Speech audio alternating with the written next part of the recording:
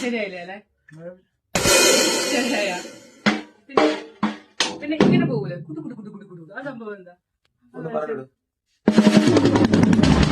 അടിപൊളി. എങ്ങനെയാണ് കുടു കുടു?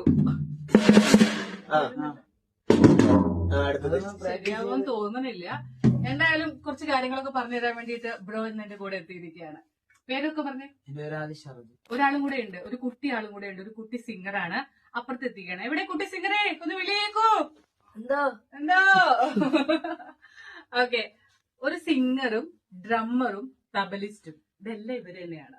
ഇതൊരു ഫാമിലിയിൽ വന്നു കഴിഞ്ഞാൽ എന്തായിരിക്കും അവസ്ഥ?